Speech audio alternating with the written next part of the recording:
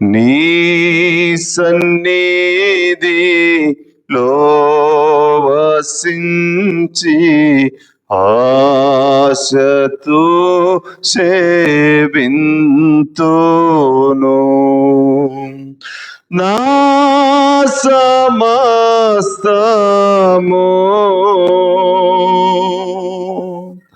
నా సమస్తము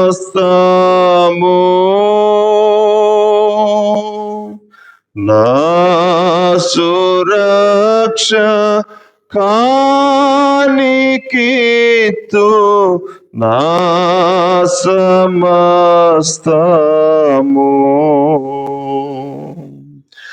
యేసు స్వామి నీకు నేను దోషలోగి బ్రోకేదన్ తీసివేతు లోకాశల్ యేసు చేర్చు నీపుడే. నా సమస్తము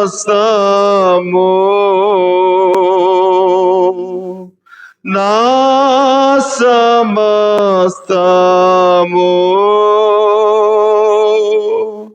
నా సురక్ష కానికిత్తు నా సమస్తము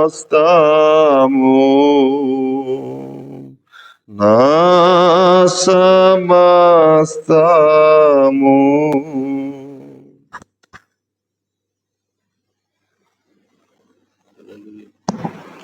ప్రైజ్ ది లార్డ్. హల్లెలూయా. అలాగే నిలబడి ఉండగా పరిశుద్ధ గ్రంథం నుంచి వాక్యం చదువుకుందాం.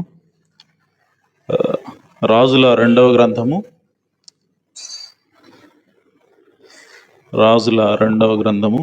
18వ అధ్యాయము 1 నుండి కొన్ని వచనాలు చదువుకుందాం. 2 రాజులు 18:1. ఇశ్రాయేలు రాజును ఏలా కుమారుడునైన హోషేయ ఏలుబడిలో 3వ సంవత్సరం ముందు యోధా రాజును ఆహాజు కుమారుడునైన హిజ్కియా ఏలన ఆరంభించెను.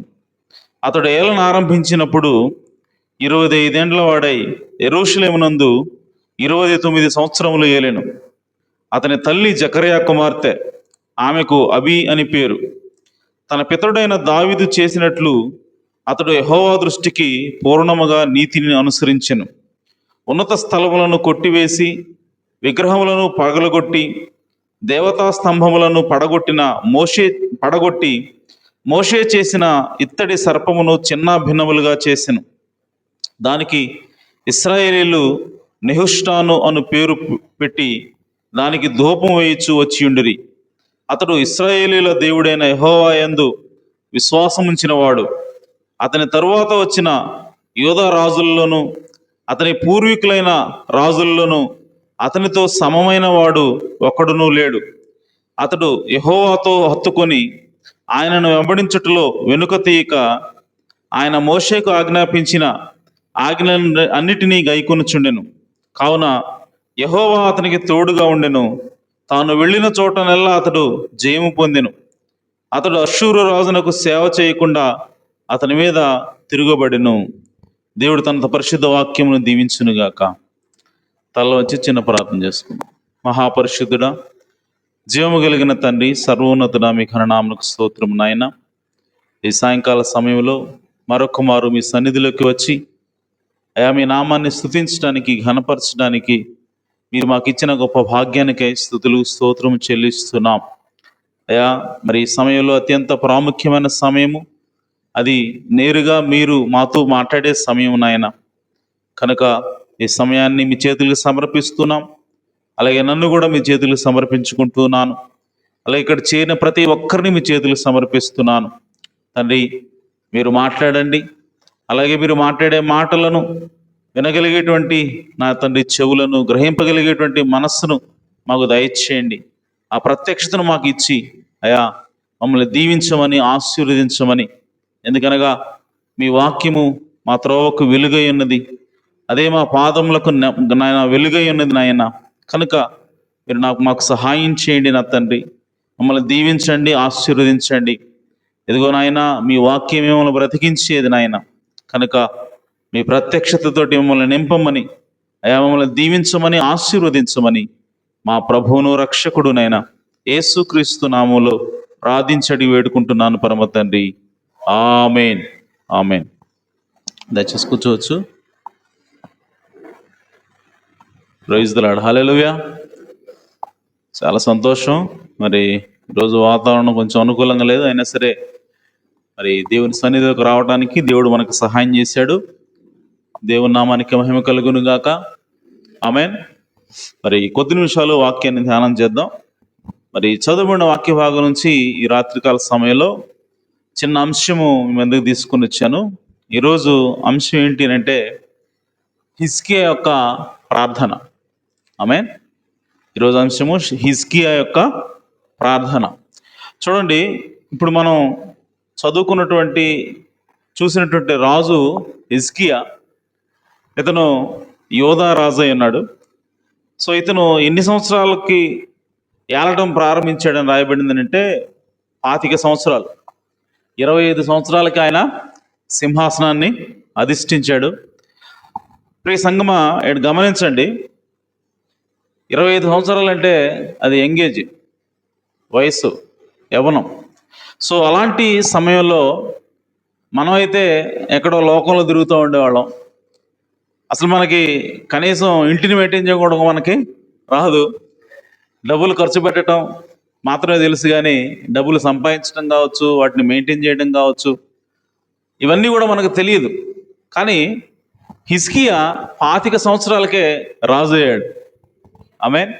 అంటే రాజ్యాన్ని మెయింటైన్ చేయగలిగేటువంటి జ్ఞానాన్ని దేవుడు ఆయనకి ఇచ్చి ఉన్నాడు. హల్లెలూయా.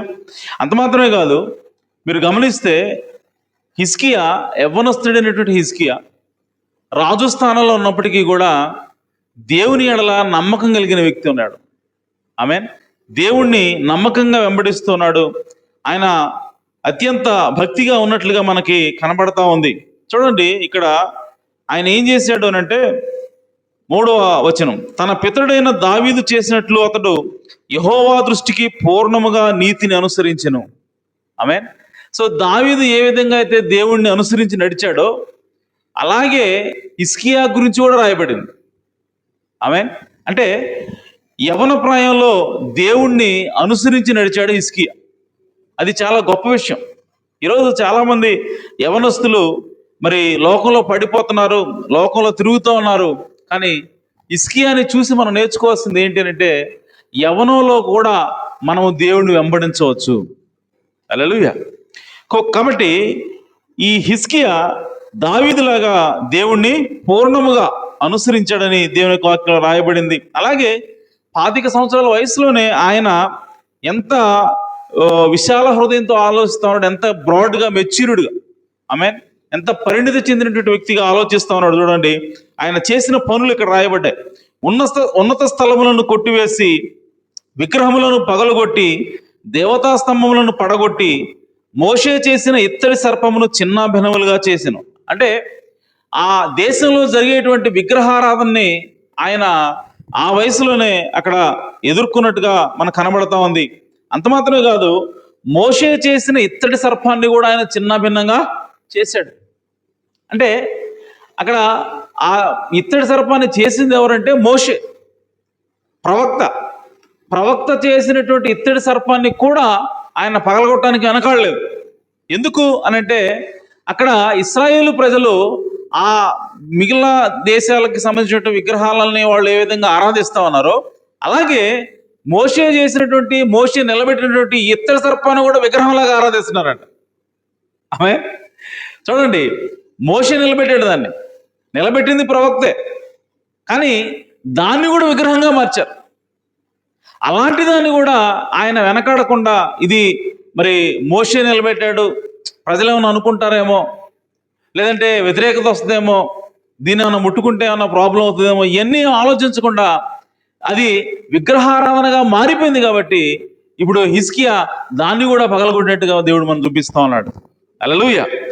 కాబట్టి సంగమా, హిజ్కియా యవన ప్రాయంలో ఉండగానే దేవునికి భక్తిగా ఉన్నాడు. దేవుని యొక్క నీతిని అనుసరించి ఆయన నడుస్తున్నట్టుగా మనకి కనబడతా ఉంది. ఆమేన్. ప్రియ సంగమా, గమనించండి, ఇక్కడ ఈరోజు కూడా మనము విగ్రహారాధన చేస్తూ ఉంటాం. విగ్రహారాధన అంటే కేవలం బొమ్మలకు మొక్కటమే కాదు, చెట్లకు మొక్కటమే కాదు. విగ్రహారాధన అనగా ప్రవక్త అంటాడు, నీకు దేవుని కంటే ఏది నీకు ఇష్టంగా ఉందో, దేవుని కంటే దేన్నైతే నువ్వు అధిక ప్రాధాన్యత ఇస్తా ఉన్నావో అది నీకు విగ్రహం అయ్యున్నది. ఆమేన్. కాబట్టి ఈరోజు విగ్రహారాధన లేదు అనుకోవద్దు. ఈరోజు మనం విగ్రహారాధన చేయట్లేదు అనుకోవద్దు. ప్రియ సంగమా, నీవు దేవుని కంటే దేనిని ఎక్కువగా ప్రేమిస్తే అది నీకు విగ్రహం అయ్యున్నది. ఆమేన్. సో నీవు దేవుని మాట కంటే నీ భార్య మాట ఎక్కువ వింటున్నావా, నీ భార్య నీకు విగ్రహం. నీవు దేవుని మాట కంటే నీ భర్త మాట వింటున్నావా, లేదా నీ భర్తకు ప్రాధాన్యత ఇస్తున్నావా, నీ భర్త నీకు విగ్రహమై ఉన్నాడు. ఆమేన్. లేదంటే దేవుని కంటే కూడా, దేవుని వాక్యం కంటే కూడా నీ పిల్లలకు నువ్వు ఎక్కువ ప్రాధాన్యత ఇస్తా ఉన్నావా, అయితే నీ పిల్లలు నీకు విగ్రహమై ఉన్నారు. ఆమేన్. అలాగే దేవుని కంటే కూడా నీవు లోకానికి, లోక సంబంధమైనటువంటి కార్యాలకి ఎక్కువ ప్రాధాన్యత ఇస్తున్నావా, నీకు లోకంలో ఉన్నటువంటి కార్యాలు విగ్రహమై ఉన్నవి. ఆమేన్. నీవు దేవుడి కంటే డబ్బుకి ఎక్కువ ప్రాధాన్యత ఇస్తా ఉన్నావా, దేవుడు చెప్పిన దానికంటే కూడా నీవు డబ్బు కోసం ఎక్కువగా నువ్వు వెంపర్లాడుతా ఉన్నట్లయితే నీకు డబ్బు కూడా ఒక విగ్రహం అయినది. అలాగే ఆ రోజుల్లో, హిజ్కియా ఏలుబడి చేస్తున్నటువంటి రోజుల్లో అక్కడ ఉన్నటువంటి ప్రజలకి విగ్రహం ఏమిటి అని అంటే, మోషే నిలబెట్టినటువంటి ఇత్తడి సర్పం విగ్రహం అయింది. ఆమేన్. సో వాళ్ళు ఏం చేస్తున్నారంటే, ఆ ఇత్తడి సర్పాన్ని చూసి వాళ్ళు దేవుని వైపు తిరగాలి. ఆమేన్. ఇత్తడి సర్పాన్ని ఎందుకు నిలబెట్టాడు మోషే అని అంటే, ఆ ఇత్తడి సర్పాన్ని చూసి ఇప్పుడు వారు ఎవరి వైపు మళ్ళుకోవాలి అని అంటే, దేవుని వైపు మళ్ళుకోవాలి. ఎప్పుడైతే ఆ విగ్రహాన్ని చూస్తారో, లేదంటే ఆ ఇత్తడి సర్పాన్ని చూస్తారో, వాళ్ళకి స్వస్థత వస్తుంది. సో స్వస్థత వచ్చినప్పుడు వాళ్ళు ఎవరికి కృతజ్ఞతలు తెలియజేయాలి అని అంటే, దేవుడికి కృతజ్ఞతలు తెలియజేయాలి. హల్లెలూయా. చూసేదేమో ఇత్తడి సర్పం వైపు, కానీ తిరగాల్సిన ఎవరి వైపు, ఎవరికి కృతజ్ఞతలు తెలియజేయాలంటే దేవునికి కృతజ్ఞతలు తెలియజేయాలి. హల్లెలూయా. కాబట్టి మోషే నిలబెట్టినటువంటి ఆ ఇత్తడి సర్పము దేవుని వైపు చూపిస్తా ఉన్నది, దేవుని సూచిస్తా ఉన్నది. దేవుని వైపు, ఇదిగో మీరు దేవుడు ఉన్నాడు కాబట్టి పాము కరిచినా సరే మీరు బ్రతుకుతున్నారని చెప్పి ఆ ఇత్తడి సర్పం తెలియజేస్తా ఉంది, మాట్లాడుతూ ఉంది. కానీ కొన్నాళ్ళకి ఏమైందనంటే, ప్రియ సంగమ, ఆదిలో స్టార్టింగ్ లో చూసిన ప్రతివాడు కూడా దేవుని వైపు తిరిగాడు, చూసిన ప్రతివాడు కూడా స్వస్థత పొందుకున్నాడు. కానీ ఆ టైం దాటిపోయిన తర్వాత అది కొంతకాలానికి ఏమైపోయిందంటే, అదే ఒక విగ్రహం అయిపోయింది. ఆ ఇత్తడి సర్పము దేవుని దగ్గర తీసుకెళ్లాల్సిన బదులుగా ఇప్పుడు ప్రజలు ఏం చేశారంటే, దాన్నే ఒక దేవుడిగా చేస్తా ఉన్నారు. ఆమేన్. ప్రియ సంగమా, ఈ రోజుల్లో కూడా అలాగే జరుగుతోంది ఎగ్జాక్ట్ గా. చూడండి, మన ప్రవక్తని దేవుడు ఈ భూమి మీద పంపించాడు. ఎందుకు అనంటే, ఆయన వర్తమానాన్ని దేవుడు ఎందుకు పంపించాడు అనంటే, ప్రవక్త ద్వారా వర్తమానం వస్తుంది. ఆ వర్తమానాన్ని మనం స్వీకరించి మనం దేవుని వైపు తిరగాల్సిన అవసరం ఉన్నది. హల్లెలూయా. సో ఈ ప్రవక్త విలియం బ్రన్హం గారు ఎందుకోసం వచ్చాడంటే, నిన్ను దేవుని వైపు తిప్పడానికి వచ్చాడు. ఈ వర్తమానం ఎందుకోసం వచ్చిందంటే, నిన్ను దేవుని వైపు తిప్పడానికి వచ్చింది. హల్లెలూయా. కానీ ఇప్పుడు పరిస్థితి ఎలా అయిందనంటే, ఏ ప్రవక్తను చూసి మనం దేవుని వైపు తిరగాలో, ఇప్పుడు ఆ ప్రవక్త ఒక విగ్రహం అయిపోయాడు మనకి. చాలా మంది ఆ ప్రవక్తని దేవుడు అంటున్నారు, చాలా మంది ప్రవక్తని క్రీస్తు అంటున్నారు. ప్రవక్తే క్రీస్తు, ప్రవక్త నామంలోనే బాప్తిసం పొందాలని చెప్పి చాలా మంది బోధ చేస్తా ఉన్నారు.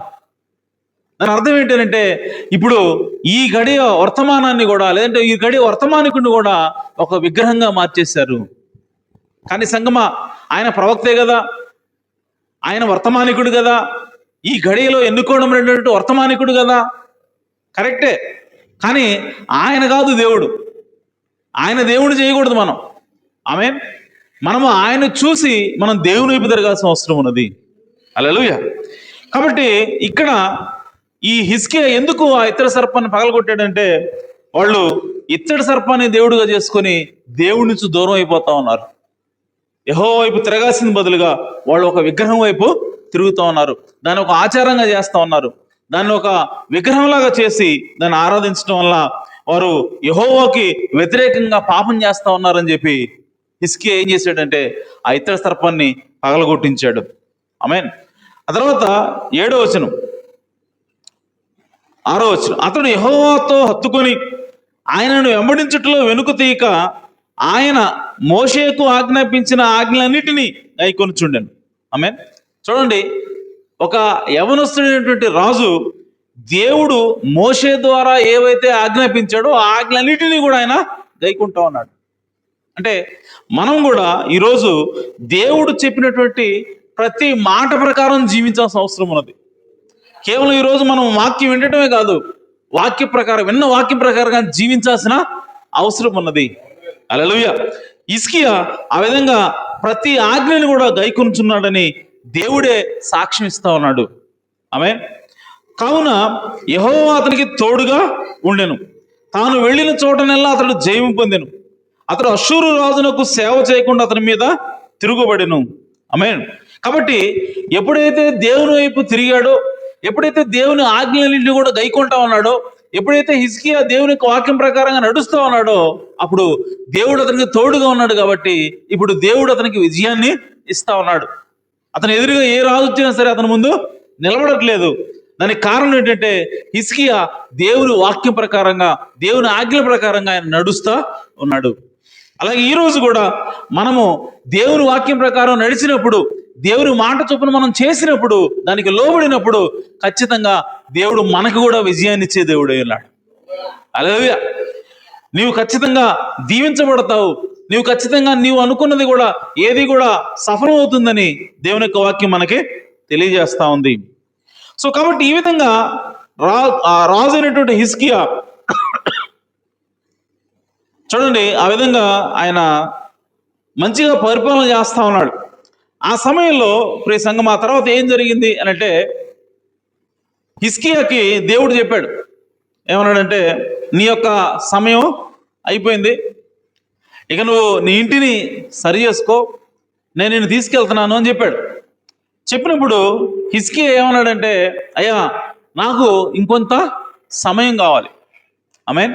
సో నాకు ఇంకొంత సమయం కావాలని చెప్పి అన్నప్పుడు చూడండి, ఆ మాట చెప్పడానికి ఎవరిని పంపించాడు దేవుడు అని అంటే యెషయా ప్రవక్తను పంపించాడు. ఆమేన్. సో హిజ్కియా దగ్గరికి, హిజ్కియాతో మాట చెప్పడానికి దేవుడు ఎవరిని పంపించాడు? యెషయా ప్రవక్తని పంపించాడు. సో అతనికి హిజ్కియాకు వచ్చినటువంటి రోగం ఏమిటి అని అంటే, ప్రవక్త అన్నాడు ఆయనకి క్యాన్సర్ వచ్చిందంట. ఆమేన్. ఒకసారి చదువుదాం, ఎక్కడుంది అది అంటే 2వ రాజులు 20వ అధ్యాయం, 20వ అధ్యాయము 1వ అధ్యాయం 1వ వచనం నుంచి. ఆ దినములలో హిజ్కియాకు మరణకరమైన రోగము కలుగుగా ఆమోజు కుమారుడును ప్రవక్తియునైన యెషయా అతని యొద్దకు వచ్చి, నీవు మరణమవుచున్నావు, బ్రతుకవు గనుక నీ ఇల్లు చక్కబెట్టుకునుమని యెహోవా సెలవిచ్చుచున్నాడని చెప్పగా, అతడు తన ముఖము గోడ తట్టు త్రిప్పుకొని, యెహోవా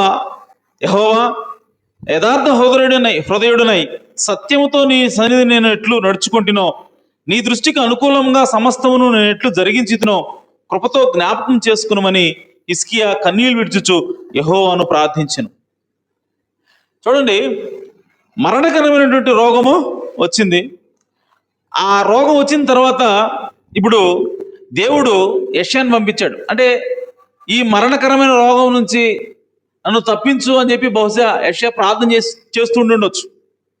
సో ఆ ప్రార్థనకి జవాబుగా ఇప్పుడు దేవుడు యెషయాను పంపిస్తా ఉన్నాడు. సో ఇప్పుడు యెషయా వచ్చి ఆ ప్రార్థనకి జవాబు ఇస్తా ఉన్నాడు. చూడండి, మనం చేసే ప్రతి ప్రార్థనకి కూడా దేవుడు జవాబు ఇవ్వడానికి బద్దుడై ఉన్నాడు. హల్లెలూయా. అలాగే హిజ్కియా కూడా ప్రార్థన చేసినప్పుడు ఖచ్చితంగా ఇప్పుడు యెషయా ప్రవక్త ద్వారా ఇప్పుడు దేవుడు సమాధానాన్ని పంపిస్తా ఉన్నాడు. సో ఏంటి ఆ సమాధానం అని అంటే, దేవుడు అంటున్నాడు, నీవు మరణమవుతున్నావు కనుక నీవు నీ ఇల్లు చక్కబెట్టుకునమని యెహోవా సెలవిచ్చుచున్నాడని చెప్పగా. సో కాబట్టి నీకు టైం అయిపోయింది, నిన్ను తీసుకెళ్ళాలని చెప్పి దేవుడు అనుకుంటా ఉన్నాడు. కాబట్టి నువ్వు యొక్క కుటుంబాన్ని నువ్వు చక్కబెట్టుకో అని యెషయా హిజ్కియాకి చెప్పాడు. చెప్పినప్పుడు అతడు, 2వ వచనం, అతడు తన ముఖము గోడ తట్టు త్రిప్పుకొని, యెహోవా, యథార్థ హృదయుడినై సత్యముతో నీ సన్నిధి నేను ఎట్లు నడుచుకుంటున్నావు. చూడండి, ఇప్పుడు హిజ్కియా దేవునికి ప్రార్థన చేస్తా ఉన్నాడు. దేవుడు ఆల్రెడీ తన యొక్క చిత్తాన్ని, తన యొక్క నిర్ణయాన్ని ఆల్రెడీ హిజ్కియాకి తెలియజేశాడు. ఏంటి ఆ నిర్ణయం అని అంటే, నీవు చనిపోతున్నావు. దేవుడు చేసినటువంటి నిర్ణయం అది. దేవుడు ఇచ్చినటువంటి దేవుని యొక్క హిజ్కియా పట్ల దేవుని యొక్క ఉద్దేశం అది. ఆమేన్. సో దేవుని యొక్క ఉద్దేశాన్ని, దేవుని యొక్క చిత్తాన్ని దేవుడు ఆల్రెడీ బయలుపరిచాడు. బయలుపరిచిన తరువాత ఇప్పుడు హిజ్కియా ఇప్పుడు దేవుని వైపు తిరిగి ప్రార్థన చేస్తున్నాడు. ఏమని ప్రార్థన చేస్తున్నాడు అంటే, నేను యథార్థ హృదయుడిని, సత్యముతో నీ సన్నిధిలో నడుచుకున్నాను, నీ దృష్టికి అనుకూలంగా సమస్తమును జరిగించాను. ఆమేన్. కృపతో జ్ఞాపకం చేసుకున్నామని హిజ్కియా కన్నీళ్లు విడిచుట యెహోవాను ప్రార్థించింది. అంటే హిజ్కియా ఏమన్నాడంటే, అయ్యా, నేను నీతిగా ప్రవర్తించాను, నేను సత్యంతో నడుచుకున్నాను, నేను యథార్థంగా నీ దృష్టికి అనుకూలంగా ఉన్నాను. నన్నేనా, నా దగ్గరికైనా నీ యొక్క ప్రవర్తన పంపించావు? ఆమేన్. అంటే అడ్రస్ ఏమన్నా మార్చి వచ్చిందా? నా గురించేనా ఆ మాట చెప్పావు? నేను ఎలాంటి వాడినో నీకు తెలుసు కదా. సో కాబట్టి నీవు ఒక్కసారి నా యొక్క ప్రార్థన ఆలకించు అని చెప్పి ఆయన ప్రార్థిస్తా ఉన్నాడు. ప్రార్థిస్తున్నప్పుడు ఇప్పుడు ప్రియ సంగమా, ఎలాగ ప్రార్థించాడో ఇప్పుడు మనకు అర్థం చేసుకోవచ్చు. ఎంతగా ప్రార్థించాడు అంటే, ఇప్పుడు యెషయా ప్రవక్త చెప్పి ఆయన బయలుదేరి వెళ్తున్నాడు. ఇంకా ఆ కోట కూడా దాటలేదంట. వచ్చాడు రాజు దగ్గరికి, బెడ్ మీద ఉంటే చెప్పాడు, చెప్పి తిరిగి వెళ్తున్నాడు. వెళ్తుంటే మన హాల్ ఉంటుంది కదా ఇంట్లో, ఆ హాల్ కూడా దాటలేదంట. ఈలోపు ఈయన ప్రార్థన చేయటం, దేవుడు మళ్ళీ వెంటనే సమాధానం చెప్పటం. మళ్ళీ ఇప్పుడు యెషయా ప్రవక్తకి మళ్ళీ దేవుడు చెప్తా ఉన్నాడు. ఏమంటున్నాడంటే, యెషయా నడిమిశాలలో నుండి అవతలకు వెళ్ళక మునిపే. ఎక్కడంట? నడిమిశాల అంటే హాలు నుంచి అవతలకి వెళ్ళక మునిపే యెహోవా వాక్కు అతనికి ప్రత్యక్షమై ఎలాగూ సెలవిచ్చింది. ఆమేన్. సో యెషయా ప్రవక్త ఇట్లా చెప్పాడు, అలా వెళ్తున్నాడు, ఇల్లు కూడా దాటలేదు. మళ్ళీ వెంటనే దేవుడు మరలా ఈయన యొక్క ప్రార్థన విని దేవుడు మరలా ఆయనకి సమాధానం ఇస్తా ఉన్నాడు. ఆమేన్. నీవు తిరిగి నా ప్రజలకు అధిపతి అయిన హిజ్కియా వద్దకు పోయి అతనితో ఇట్లనము, నీ పితరుడైన దావీదునకు దేవుడకు యెహోవా నీకు సెలవిచ్చినదేమనగా, నీవు కన్నీళ్లు విడిచుట చూచితిని, నీ ప్రార్థన నేను అంగీకరించి ఉన్నాను, నేను నిన్ను బాగు చేసేదను. 3వ దినమున నీవు యెహోవా మందిరమునకు ఎక్కిపోదు, ఇంకా 15 సంవత్సరముల ఆయుష్యము నీకిచ్చేదను. మరియు నా నిమిత్తమును నా సేవకుడైన దావీదు నిమిత్తమును ఈ పట్టణమును నేను కాపాడుచు నిన్నును ఈ పట్టణమును అష్షూరు రాజు చేతిలో పడకుండా నేను విడిపించేదను. అంటే హిజ్కియా ఆసక్తితో ప్రార్థన చేసినప్పుడు ఇప్పుడు దేవుడు హిజ్కియా ప్రార్థన విని ఇప్పుడు తన యొక్క నిర్ణయాన్ని మార్చుకున్నట్టుగా మనకి కనబడతా ఉంది. ప్రవక్త ఇదే చూపించి ఆయన అంటాడు, ప్రార్థన దేవుని యొక్క మనసును మార్చగలదు అంటాడు ఆయన. హల్లెలూయా. సో దేవుడు మనకిచ్చినటువంటి అత్యంత గొప్ప ఆయుధాల్లో ప్రార్థన ముఖ్యమైనది అని ప్రవక్త అంటాడు. ఆమేన్. కాబట్టి సంగమా, ఈరోజు మనకి ఏదైనా సరే ఒక విపత్తు వచ్చినప్పుడు, ఏదైనా సరే ఒక అవసరం వచ్చినప్పుడు మనము ప్రార్థనను తీసుకొని మనం ఆసక్తితో ప్రార్థన చేసినప్పుడు, మనం అమితమైన ఆసక్తితో ప్రార్థన చేసినప్పుడు ఖచ్చితంగా దేవుడు మనకి సమాధానం ఇచ్చే దేవుడే ఉన్నాడు. హల్లెలూయా. కాబట్టి మనకు అవసరమైనప్పుడు ఖచ్చితంగా మనం ప్రార్థనను ఉపయోగించాల్సిన అవసరం ఉన్నది. నువ్వు ప్రార్థన ఉపయోగిస్తే, ప్రార్థన గనక నువ్వు చేస్తే దేవుడు ఖచ్చితంగా నీతో మాట్లాడతాడు, నీకు ఖచ్చితంగా దేవుడు సమాధానం ఇస్తాడంటానికి హిజ్కియా యొక్క ఉదాంతం మనకి ఒక రుజువు అయినది. హల్లెలూయా. అలాగే ప్రియ సంగమా, ఏలియా కూడా ప్రార్థన చేశాడు. ఏలియా దేనికోసం ప్రార్థన చేశాడనంటే వర్షం పడకూడదని ప్రార్థన చేశాడు. ఏలియా దేనికోసం ప్రార్థన చేశాడంటే కరువు రావాలని ప్రార్థన చేశాడు. ఆమేన్. ఆయన ప్రార్థన దేవుడు విని వర్షం రాకుండా ఆపు చేశాడు. ఆమేన్. ప్రవక్త అంటాడు ఇంకొక వర్తమానంలో, నీవు ప్రార్థన చేసి అడిగినప్పుడు నీవు దాన్ని పొందుకోవాలి అని అంటే ప్రవక్త అంటాడు, దాని వెనకాల నీ యొక్క ఉద్దేశము, నీ యొక్క ఉద్దేశము అలాగే నీ లక్ష్యము, ఈ రెండు కూడా దేవుని యొక్క చిత్తానికి అనుకూలంగా ఉండాలి. హల్లెలూయా. అంటే దేవుడు నీ ప్రార్థన వినాలి అని అంటే నీవు అమితంగా ఆసక్తిగా నువ్వు ప్రార్థించినప్పటికీ దేవుడు నీ యొక్క ప్రార్థనకి నీవు ఎస్ చెప్పాలి అని అంటే నీవేం చేయాలంటే నీ ప్రార్థన యొక్క లక్ష్యం, నీ యొక్క ప్రార్థన యొక్క ఉద్దేశము దేవుని యొక్క ఉద్దేశానికి అనుకూలంగా ఉండాలి. హల్లెలూయా. చూడండి, ఏలియా ప్రార్థన చేశాడు వర్షం పడకూడదని. ఆ ప్రార్థన వల్ల అనేక మందికి నష్టం వస్తుంది, అనేక మంది కరువులోకి వెళ్తారు. అయినా సరే దేవుడు ఆ ప్రార్థన అంగీకరించాడు అంటే దాని వెనకాల దేవుని చిత్తం ఉన్నది కాబట్టి. హల్లెలూయా. సో కాబట్టి ఆ ప్రార్థన వెనకాల ఏలియా ఆల్రెడీ అది దేవుని చిత్తమని ఎరిగి ప్రార్థన చేస్తా ఉన్నాడు. ఆమేన్. అలాగే ఈరోజు ప్రియ సంగమా, మనం ప్రార్థన చేసినప్పుడు ఖచ్చితంగా కార్యాలు జరుగుతాయి. అలా జరగాలంటే ముందుగా ఏముండాలంటే మనం అడిగేటువంటి ఉద్దేశము, మన యొక్క ప్రార్థన యొక్క లక్ష్యము ఎల్లప్పుడూ కూడా దేవుని యొక్క ఉద్దేశంతో మ్యాచ్ అవుతూ ఉండాలి. హల్లెలూయా.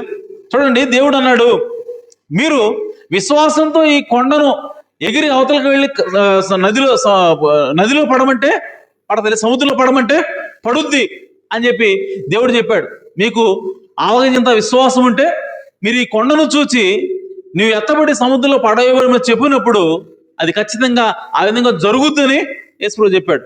అయితే ప్రవక్త అంటాడు, నీవు ఆ మాట పలకడానికి నీవు ఏ ఉద్దేశంతో పలుకుతున్నావు, ఏ లక్ష్యంతో పలుకుతున్నావు, ఆ ఉద్దేశము ఆ లక్ష్యము దేవుని యొక్క చిత్తానికి అనుగుణంగా ఉండాలని ప్రవక్త అన్నాడు. హల్లెలూయా. అలా ఉన్నప్పుడు ఖచ్చితంగా అది జరిగి తీరుతుంది. ఆమేన్. కాబట్టి ప్రియ సంగమా, మనం ప్రార్థన చేసేటప్పుడు మన యొక్క లక్ష్యం ఏంటి, మన యొక్క ఉద్దేశం ఏంటి? మనం ఒకటి అడుగుతున్నాము అని అంటే దాని వెనకాల నీ ఉద్దేశం ఏంటి, దాని వెనకాల నీ లక్ష్యం ఏంటి అన్నది దేవుడు చూస్తాడు. ఆమేన్. సో దేవుడు చూసినప్పుడు అది సరైనదిగా కనబడితే అది నీకు అనుగ్రహించబడుతుంది. దేవుని దృష్టికి అది అనుకూలంగా ఉంటే నీకు అది అనుగ్రహింపబడుతుంది. ఒకవేళ అది అనుకూలంగా లేకపోతే అది జరగదని ప్రవక్త అన్నాడు. హల్లెలూయా. కాబట్టి దేవుడు చెప్పాడు, నువ్వు ఎత్తబడి సముద్రంలో పడవేయబడమని చెబితే జరుగుద్ది అన్నాడు. కానీ ఆ చెప్పేప్పుడు నువ్వు ఏ ఉద్దేశంతో చెప్తున్నావో, ఏ లక్ష్యం కోసం చెప్తున్నావో ఆ లక్ష్యము ఆ ఉద్దేశము దేవుని యొక్క చిత్తానికి అనుగుణంగా ఉండాలి. హల్లెలూయా. ఆమేన్. అయితే ఇక్కడ కేసు ఏంటంటే హిజ్కియాతో వచ్చినటువంటి సమస్య ఏంటంటే హిజ్కియాకి దేవుడు ఆల్రెడీ చెప్పాడు ఏమని, నువ్వు మరణం అవుతున్నావు, నేను నిన్ను తీసుకుంటున్నాను అని చెప్పాడు. చెప్పిన తర్వాత ఇప్పుడు హిజ్కియా ఏం చేస్తున్నాడంటే దానికి ఆయన అంటున్నాడు, నాకు ఒక 15 సంవత్సరాలు ఆయుష్ కావాలి, ఇప్పుడే చనిపోవడానికి, లేదంటే ఇప్పుడే నా ఇంటిని చక్కదిద్దుకోవడానికి నాకు సమయం సరిపోదు. ఆయన అన్నాడు, నువ్వు ఒక నెల రోజుల్లో, 2 నెలల్లో, లేదంటే ఈ సంవత్సరం సమయంలో నీ యొక్క ఇంటిని చక్కదిద్దుకొని నేను నిన్ను తీసుకుపోతాను అని అన్నాడు దేవుడు. అన్నప్పుడు ఏమన్నాడంటే, అయ్యా నేను నీతిమంతుణ్ణి, నేను యథార్థవంతుణ్ణి, నేను ఏ విధంగా నీ దృష్టికి నడుచుకున్నానో నీకు తెలుసు కదా. అయితే నా యొక్క విన్నపం ఏంటంటే నాకు ఈ 2 నెలలు 3 నెలలు లేదంటే ఈ సంవత్సరం సరిపోదు నాకు సమయం చక్కదిద్దుకోవడానికి. నాకు ఎన్ని సంవత్సరాలు అంటే నాకు 15 సంవత్సరాలు కావాలి. కానీ దేవుడు ఏం చెప్తున్నాడు, నువ్వు వెంటనే సరి చేసుకో, నువ్వు వెంటనే చక్కదిద్దుకో, నీకు ఎక్కువ సమయము లేదు, ఈ పడక మీద ఉండగానే నువ్వు చనిపోతావు, ఈ రోగం నీకు తగ్గదు, ఈ రోగంతోనే నువ్వు చనిపోవాలి, ఇది నా యొక్క ఆలోచన. కానీ హిజ్కియా ఏమన్నాడంటే నాకు సంవత్సరం కానీ లేదా 2 నెలలు కానీ 3 నెలలు కానీ నాకు సమయం సరిపోదు, నేను సరి చేసుకోవాలంటే, నా కుటుంబాన్ని సరి చేసుకోవాలంటే నాకు 15 సంవత్సరాలు కావాలని చెప్పి హిజ్కియా అడిగాడు. ప్రియ సంగమా, ఒక్కోసారి దేవుడు ఆయన చిత్తానికి అనుకూలంగా లేకపోయినా, ఆయన చిత్తానికి వ్యతిరేకంగా ఉన్నా నువ్వు అడిగినప్పుడు, నువ్వు కావాలని కోరుకున్నప్పుడు దేవుడు నీకు ఒక్కోసారి దాన్ని అనుగ్రహిస్తాడు. అదేమిటంటే ప్రవక్త అంటాడు, అది అనుమతిపూర్వక చిత్తమైనది. ఆమె ప్రవక్త ఇంకో మాట కూడా చెప్పాడు, అనుమతిపూర్వక చిత్తం అనగా దేవుని యొక్క పరిపూర్ణ చిత్తానికి వ్యతిరేకంగా ఉన్నప్పటికీ, దేవుని యొక్క పరిపూర్ణ చిత్తానికి అది అనుకూలంగా లేనప్పటికీ నీ యొక్క ఆలోచన, నీ యొక్క ప్రార్థన, దేవుడు నువ్వు అడిగావు కాబట్టి దేవుడు నీకు దయచేస్తాడు. దయచేసినప్పుడు నీవు దానిలో వర్ధిల్లొచ్చు కూడా అన్నాడు ప్రవక్త. అంటే దేవుడు నిన్ను వెళ్ళొద్దు అన్నాడు, కానీ అయ్యా నేను వెళతాను అని నువ్వు అడిగావు బిలాములాగా. అడిగినప్పుడు ఇప్పుడు దేవుడు ఏమంటాడంటే, సరే వెళ్ళొద్దని చెప్పాడు, నువ్వేమంటున్నావు నేను వెళ్ళలేదా అని అడిగావు. మళ్ళీ రెండోసారి కూడా అయ్యా నేను వెళ్ళలేదా అని అడిగావు. ఇప్పుడు దేవుడు ఏమంటాడంటే సరే వెళ్ళు అన్నాడు. ఆమేన్. సో దేవుడు ఒక్కొక్కసారి మనకు అనుమతి ఇవ్వచ్చు, కానీ ఇది దేవుని యొక్క పరిపూర్ణ చిత్తము కాదు. ఎందుకంటే ఆల్రెడీ దేవుడు తన నిర్ణయాన్ని తెలియజేశాడు. ఈ సంగం ఇక్కడ గమనించండి, దేవుడు తన నిర్ణయాన్ని తెలియజేయకపోతే నువ్వు అడగవచ్చు, కానీ దేవుడు ఆల్రెడీ తన నిర్ణయాన్ని తెలియజేసిన తర్వాత దానికి వ్యతిరేకంగా ఉన్నది మనం ఎప్పుడు కూడా కోరుకోకూడదు. ఎందుకంటే దానివల్ల ఖచ్చితంగా మనకి నష్టం వస్తుంది. దేవుని యొక్క పరిపూర్ణ చిత్తానికి వ్యతిరేకంగా నువ్వు ఏది కోరుకున్నా సరే దానిని ఒకవేళ దేవుడు నీకు దయచేసినప్పుడు నీకు దాంతోపాటు ఏమొస్తుందంటే నష్టం ఖచ్చితంగా వస్తుంది. కానీ స్టార్టింగ్లో, ప్రారంభంలో అది దీవించబడినట్లుగా, వర్ధిల్లినట్లుగా నీకు కనపడవచ్చు. నువ్వు చేస్తున్న పని అది సఫలమైనట్టుగా నీకు కనపడవచ్చు. కానీ దేవుడు గనక ముందే ఆల్రెడీ నీకు చెప్పుంటే అది వద్దు అన్నప్పుడు ప్రియ సంగమా, అది కొంతకాలం వర్ధిల్లినా సరే చివరికి అది మనకి నష్టాన్ని తీసుకొని వస్తుంది. కాబట్టి హిజ్కియా దేవుడు నువ్వు రెడీ అవ్వు అన్నప్పుడు రెడీ అవ్వాల్సింది ఆయన. కానీ హిజ్కియా ఆ విధంగా రెడీ అవ్వడానికి ఇష్టపడలేదు. ఆయన వెంటనే దేవుని వైపు తిరిగి నాకు 15 సంవత్సరాల ఆయుష్ కావాలని చెప్పి అడిగినప్పుడు దేవుడు ఆ అడిగిన విధానాన్ని బట్టి హిజ్కియా దేవునికి ఇష్టడు కాబట్టి ఇప్పుడు ఆయన కాదనలేక సరే అని చెప్పి 15 సంవత్సరాల ఆయుష్ని పొడిగించాడు. కానీ ప్రియ సంగమా, దేవుని యొక్క చిత్తానికి వ్యతిరేకంగా వెళ్ళినప్పుడు ఇప్పుడు హిజ్కియా యొక్క జీవితం ఏ విధంగా మారిందో మనం చూడాలి. ఈరోజు మన యొక్క పాఠం అదే. దేవుడు తన చిత్తాన్ని క్లియర్ కట్గా మనకు చెప్పినప్పుడు దానికి వ్యతిరేకంగా వెళితే, దానికి వ్యతిరేకంగా వెళ్ళాలని మనం ముందుగా మనం పురికొల్పుకొని మనం ముందుకు వెళితే ఏమవుతుందో ఈరోజు మనము చూడాలి. హల్లెలూయా. చూడండి, హిజ్కియా ప్రార్థన చేశాడు, దేవుడు సరే నీకు 15 సంవత్సరాలు ఇస్తానని చెప్పి అన్నాడు. అన్న తర్వాత చూడండి 2 రాజులు 20వ అధ్యాయం 12వ వచనం నుంచి, అదే మన 20లోనే ఉన్నాం ఆల్రెడీ, 12వ వచనం నుంచి,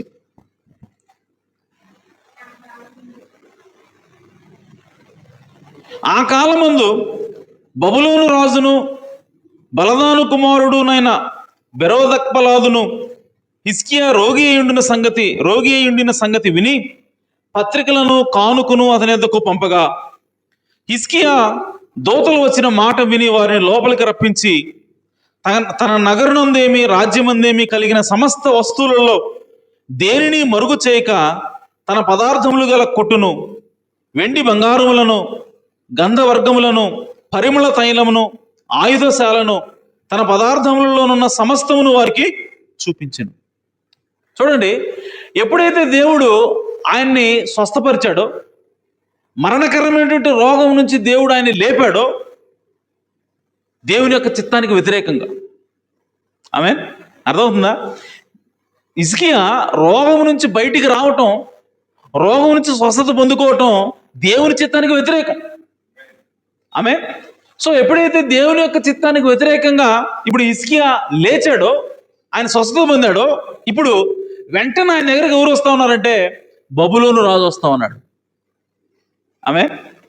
చూడండి, మనం కూడా దేవుని యొక్క చిత్తానికి వ్యతిరేకంగా ఏదైనా సరే అడిగినప్పుడు, ఆమేన్, దేవుడు నీకు దాన్ని దయచేశాడా, నువ్వు వెంటనే నీ దగ్గరికి వచ్చేది ఎవరంటే లోకం వస్తుంది.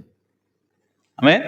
బబులు అనగా లోకమై ఉన్నది, బబులోను అనగా సాతాను అయి ఉన్నాడు. హల్లెలూయా.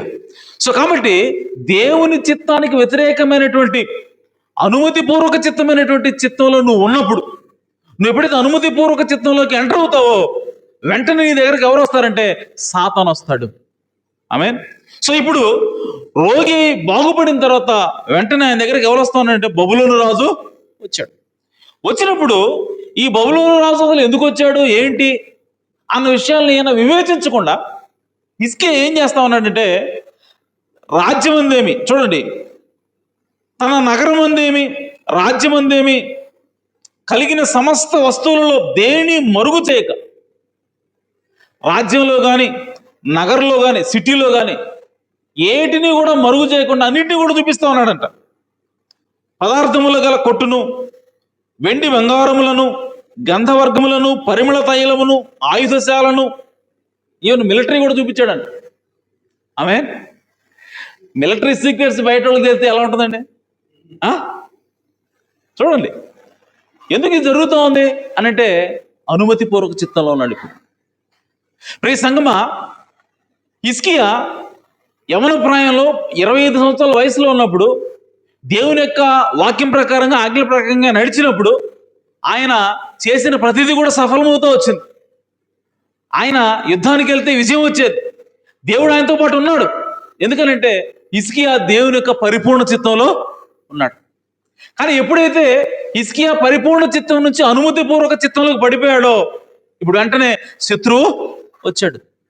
శత్రువు యొక్క మూని, శత్రువు యొక్క కదలికని, శత్రువు యొక్క ఆలోచనని పసిగట్ట లేకుండా ఇప్పుడు అనుమతిపూర్వక చిత్తంలో ఉన్నాడు. కాబట్టి ఇప్పుడు హిజ్కియా తన శత్రువుకి తన సమస్తాన్ని కూడా, సీక్రెట్స్ కూడా చూపిస్తా ఉన్నాడు ఇప్పుడు.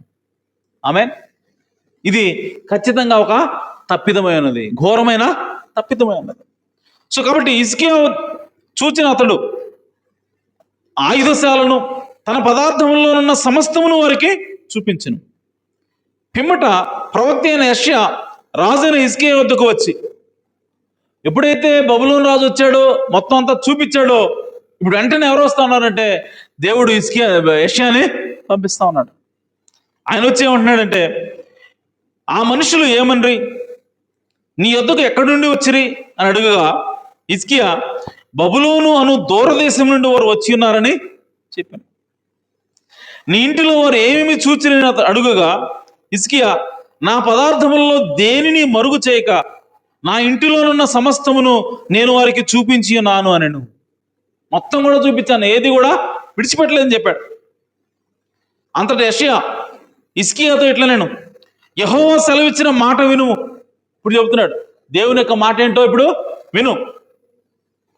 వచ్చు దినములలో ఏమీ మిగులకుండా నీ నగరమందున్న సమస్తమును నేటి వరకు నీ పితరులు సమకూర్చి దాచిపెట్టిన అంతయును బబులోను పట్టణమునకు ఎత్తుకొని పోబడునని యెహోవా సెలవిచ్చుచున్నాడు.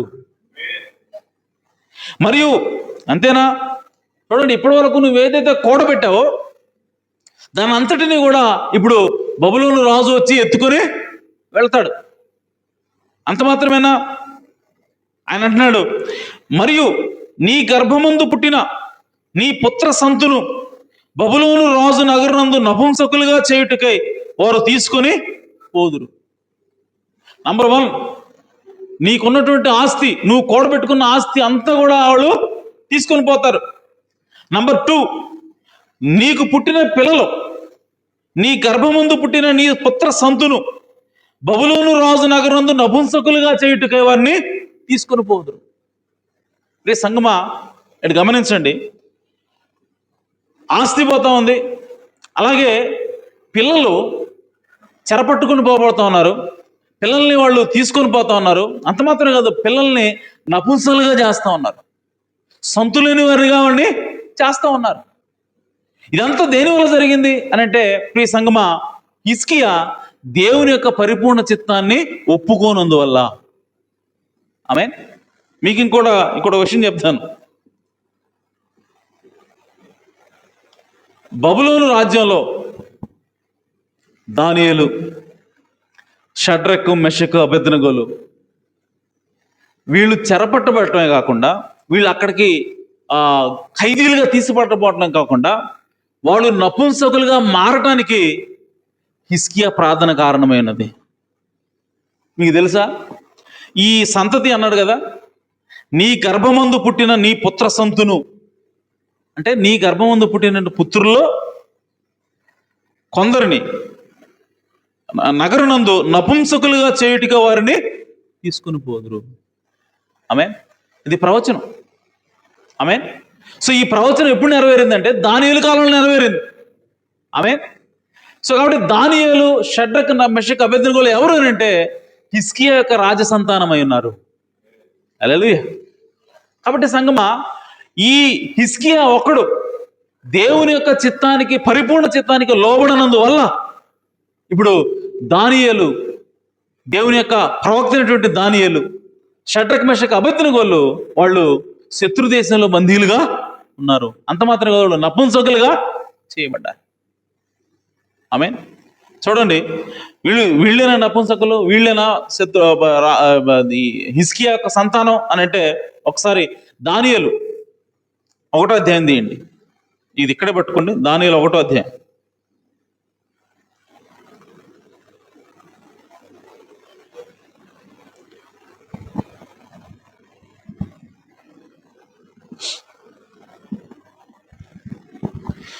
యోధారాజుకు యెహోయాకీము ఏలుబడిలో 3వ సంవత్సరమున బబులోను రాజుకు నెబుకద్నెజరు యెరూషలేము మీదికి వచ్చి దానిని ముట్టడి వేయగా, హిజ్కియా యొక్క రాజధాని ఏది?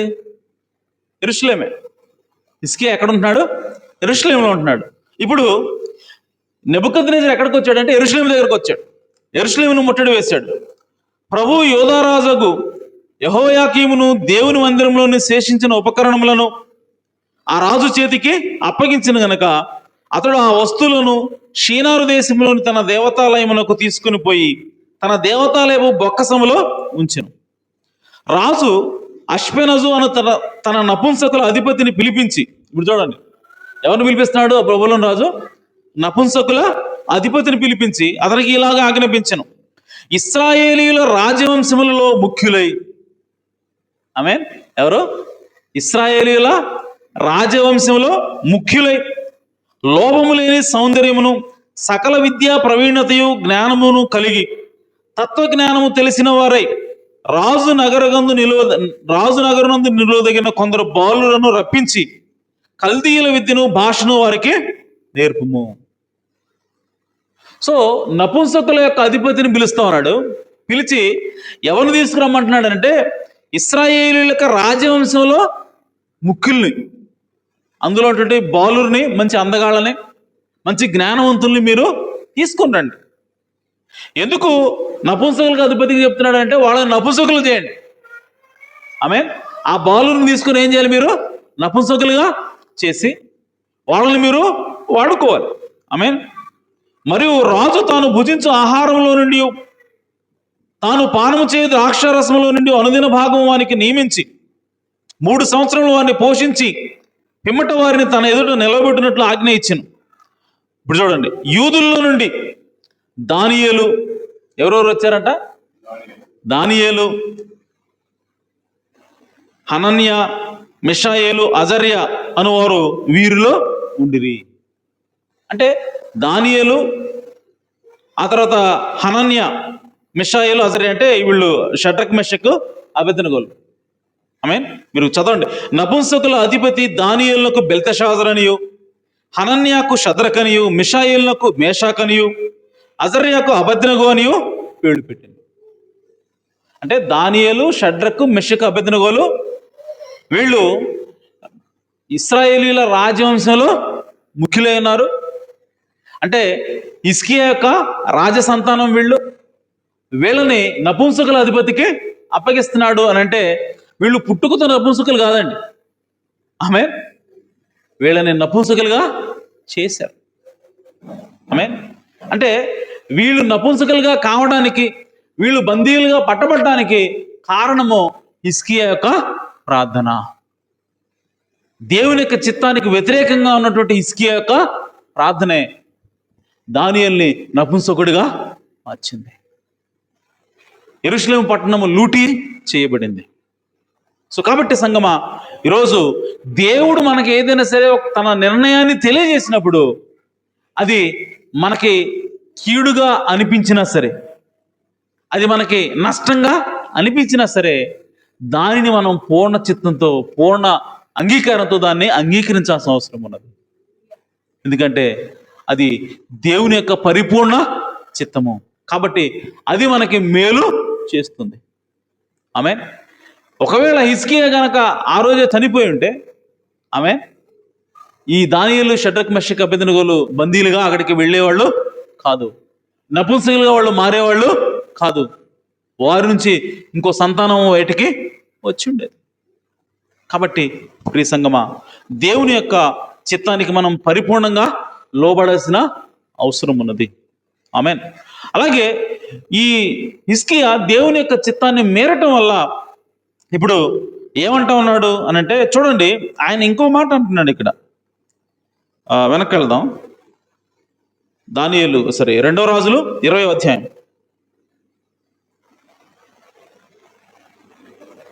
ముగిస్తున్నాను. 2 రాజులు 20వ అధ్యాయం.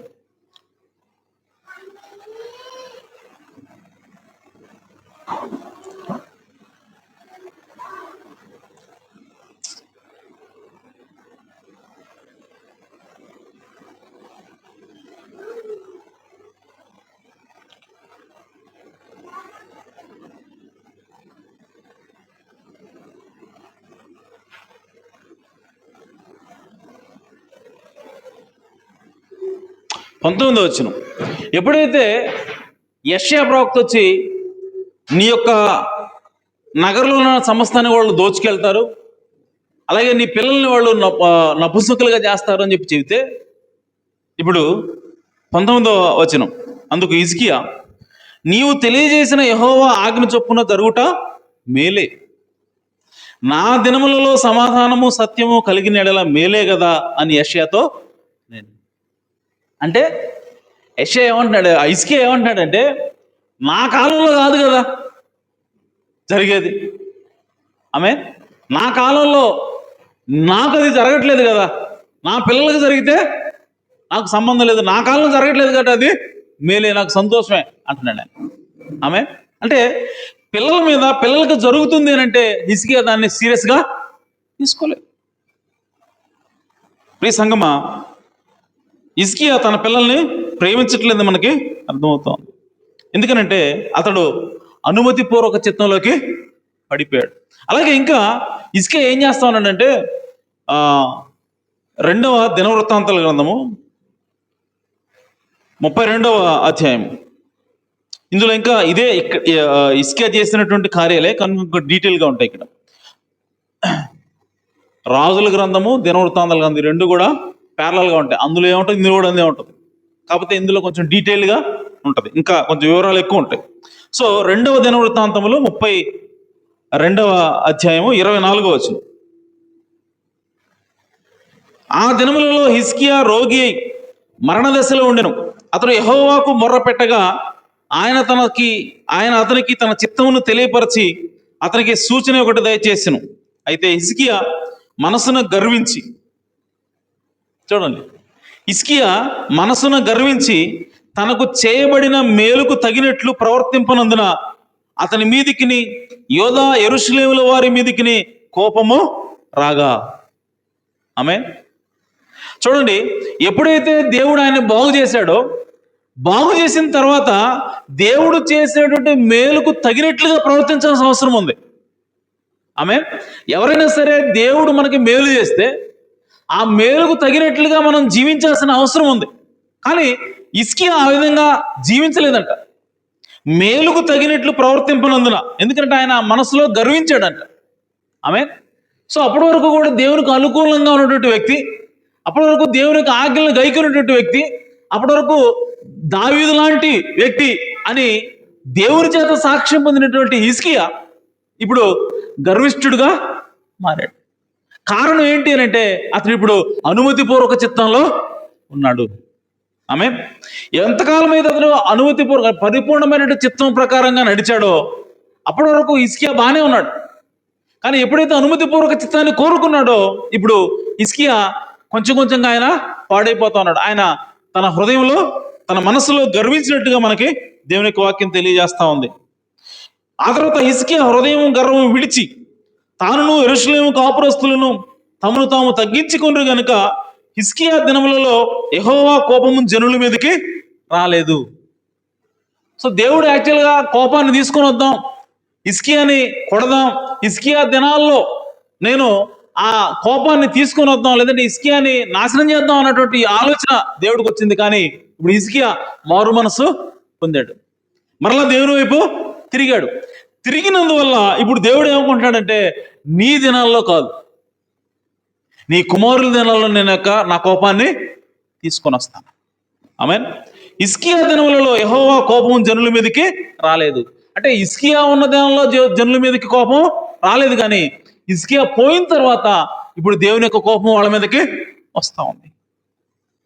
హిజ్కియాకు అతి విస్తారమైన ఐశ్వర్యమును ఘనతయు కలిగెను.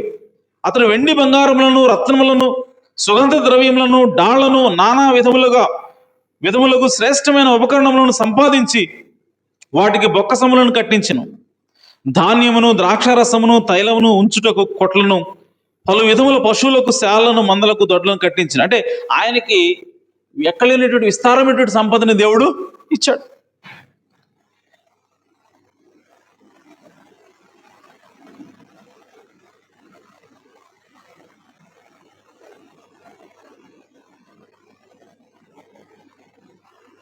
కాబట్టి సంగమా, హిజ్కియా ఆ విధంగా దేవుని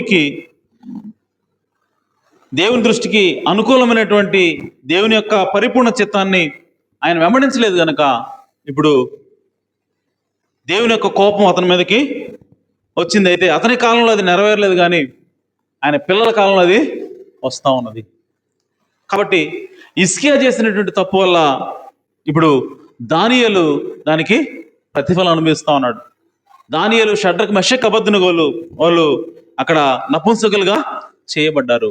కాబట్టి సంగమం, మనం ఎల్లప్పుడూ కూడా దేవుని యొక్క పరిపూర్ణ చిత్తాన్ని మనము అంగీకరించాలి. ప్రవక్త ఆ కోట్ చెప్తున్నాడు, ఆ వర్తమానం చెప్పి ఆ కోట్ చెప్పి నేను ముగిస్తాను. ఆయన అంటున్నాడు,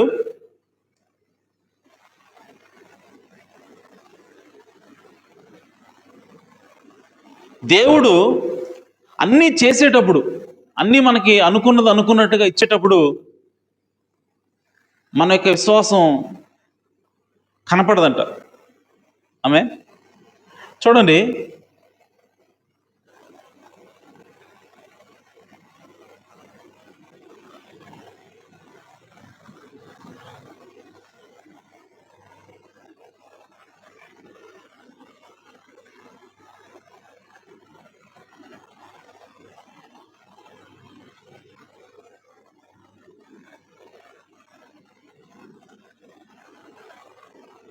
ప్రవక్త ఉస్మాన్లో చెప్తున్నాడు,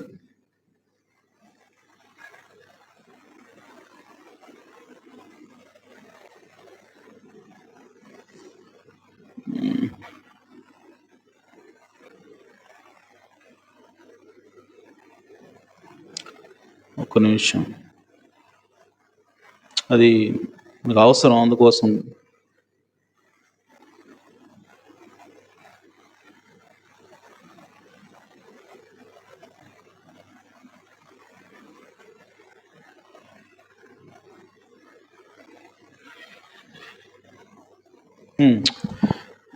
మెస్సియా అనే వర్తమానం 61వ సంవత్సరం 1వ నెల 17వ తారీఖున బోధించాడు ప్రవక్త. అందులో 9వ వచనంలో ప్రవక్త అంటున్నాడు,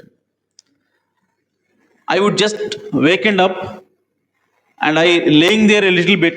Directly I heard something coming into the room and I looked.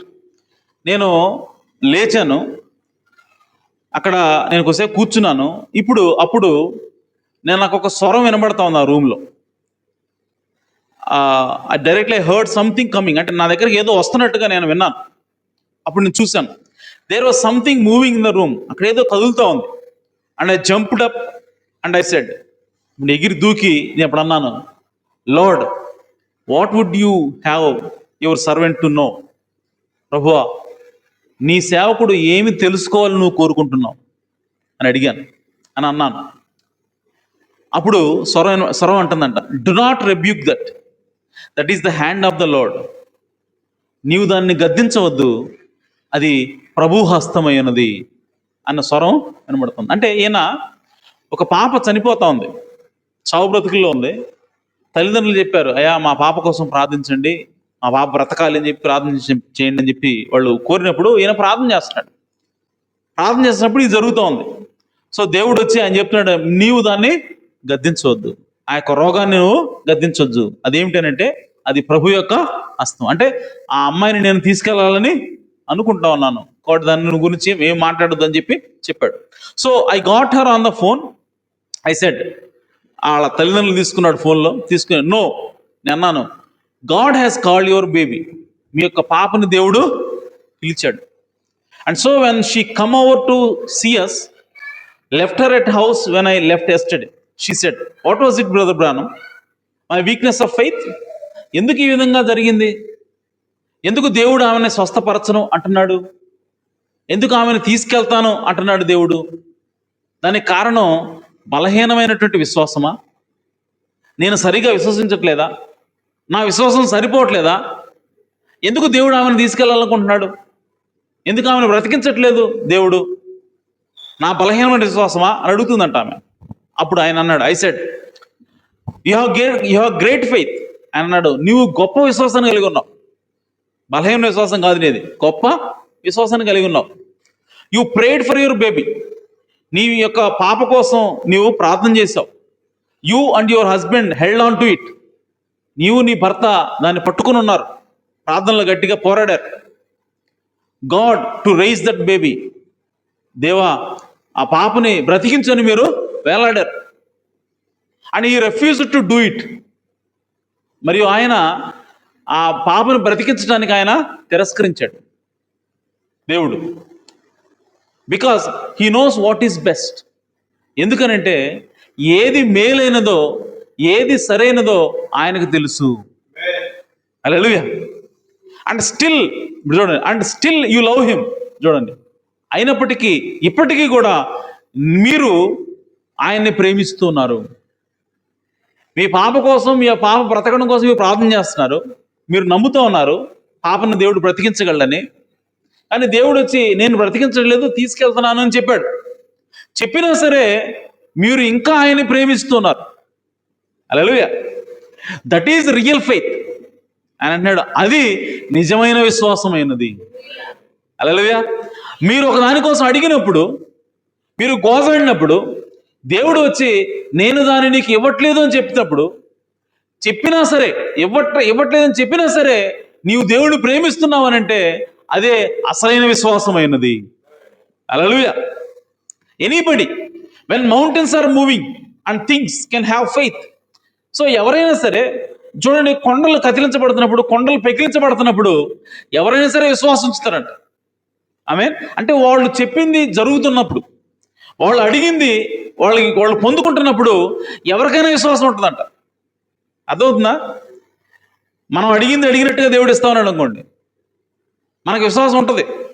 కానీ ప్రవక్త అన్నాడు, anybody when mountains are moving can have faith but let it go backwards one time. కానీ ఒక్కసారి నీవు అడిగిన దానికి దేవుడు నీకు రివర్స్లో ఇవ్వని. నీకు ఆరోగ్యం కావాలని దేవుడు నువ్వు అడిగితే ఆయన నీకు ఆరోగ్యాన్ని ఇవ్వకుండా ఉండని. నీకు ఏదైనా ఇంకోటి కావాలని నువ్వు అడిగితే దేవుడు ఇవ్వకుండా ఉండని. అప్పుడు and see how it works, అప్పుడు ఏ విధంగా ఉంటుందో చూడు.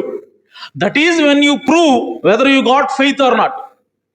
ఆ సమయంలో, అంటే దేవుడు నువ్వు అడిగినప్పుడు ఇవ్వని సమయంలోనే నీకు ఉన్నది నిజమైన విశ్వాసమా కాదా అని నువ్వు రుజువు చేసుకుంటావు. హల్లెలూయా. కాబట్టి సంగమా, మనము ఎప్పుడు నిజమైనటువంటి విశ్వాసాన్ని కలిగి ఉంటామనంటే దేవుడు మనకి ఇవ్వనప్పుడు, దేవుడు మనం అడిగిన దాన్ని ఇవ్వనప్పుడే అప్పుడు మనం కలిగి ఉండేటువంటి ప్రేమ, మనం ఇంకా ఆయన ప్రేమిస్తూ ఉండటమే అసలైనటువంటి విశ్వాసమైనది. హల్లెలూయా. కాబట్టి హిజ్కియా దేవుడు ఇచ్చినప్పుడు దాన్ని తీసుకోవాల్సింది, ఆ మరణాన్ని తీసుకోవాల్సింది. కానీ హిజ్కియా, అయ్యా నాకు అది వద్దు, నాకు జీవం కావాలి, నేను బ్రతకాలనుకుంటున్నానని చెప్పి ఆయన చెప్పినప్పుడు దానివల్ల దాని వెనకాల, అది అనుమతిపూర్వక చిత్తం కాబట్టి దాని వెనకాల ఒక నష్టం ఉన్నది. కాబట్టి సంగమా, మనం ఆ విధంగా ఉండకుండా దేవుని యొక్క పరిపూర్ణ చిత్తానికి లోబడదాం. దేవుడు మనల్ని దీవిస్తాడు, పరిపూర్ణంగా ఆశీర్వదిస్తాడు. ఒక్కోసారి మనకు అది చెడుగా కనపడవచ్చు, నష్టంగా కనపడవచ్చు, కానీ అది దేవుని యొక్క పరిపూర్ణ చిత్తమైనప్పుడు అది ఖచ్చితంగా మనల్ని దీవించేదై ఉంటుంది. ఆమేన్. దేవుడి మాటలు దీవించును గాక, దేవుడు మిమ్మల్ని సమృద్ధిగా ఆశీర్వదించును గాక. సమయంలో అందరం లేచి నిలబడదాం, కళ్ళు మూసుకుందాం. ఎవరు అటు ఇటు చూడొద్దు, కళ్ళు మూసుకోండి, ప్రార్థన చేద్దాం. మహాపరిశుద్ధుడా, జీవము కలిగిన తండ్రి, సర్వోన్నతుడా, మీ ఘనమైన ఉన్నతమైన నామమునకు స్తుతులు స్తోత్రము చెల్లిస్తున్నాము దేవా. నిజంగా హిజ్కియా యొక్క జీవితం ద్వారా మాకు అనేక పాఠాలు నేర్పించావు తండ్రి. హిజ్కియా నాయన యవనస్తుడైనప్పటికీ అయా మీ యొక్క వాక్యం ప్రకారంగా మీ యొక్క చిత్తానుసారంగా నడిచినటువంటి వ్యక్తి